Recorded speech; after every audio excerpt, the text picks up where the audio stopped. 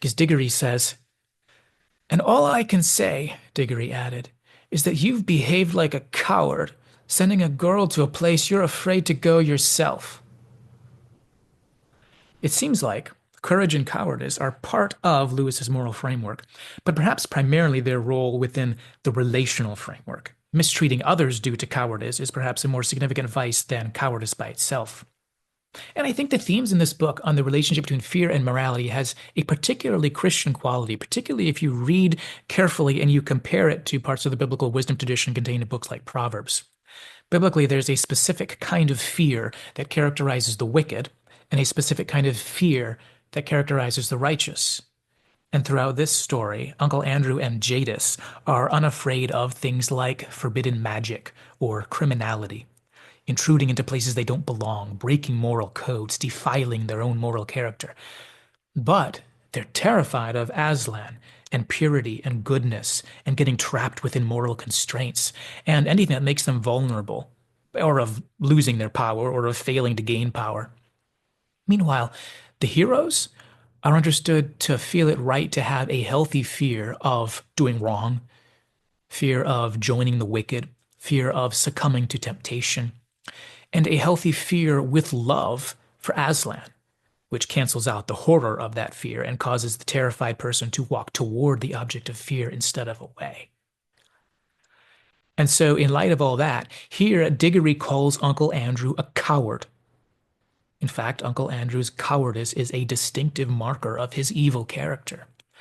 But Uncle Andrew could very well call Diggory a coward for preferring not to pursue dubious magical arts, for preferring not to break his word, not to behave immorally. In the end, it's clear that everybody, good and evil, everybody has fear.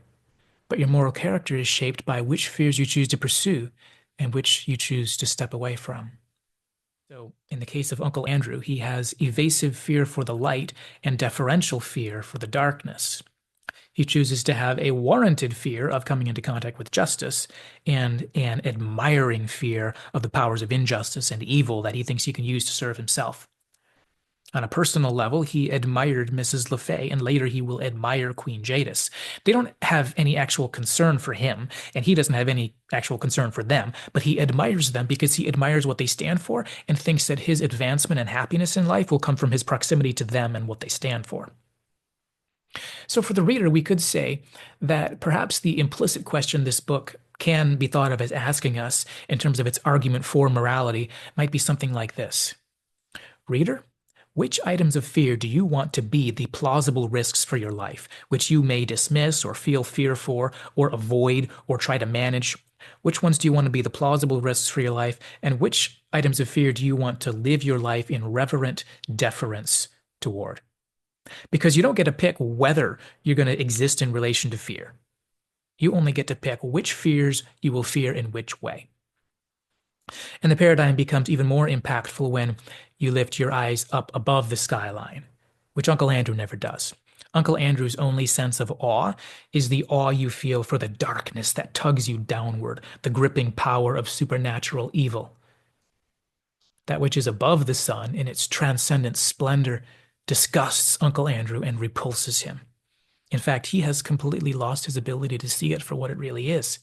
In a sense, it's almost as if some kind of Faustian bargain has locked his eyes shut. But for those who can see, Uncle Andrew's boldness and his fear are the path of disappointment and loneliness. Anyway, so Diggory says that Uncle Andrew is a coward for sending a girl to a place where he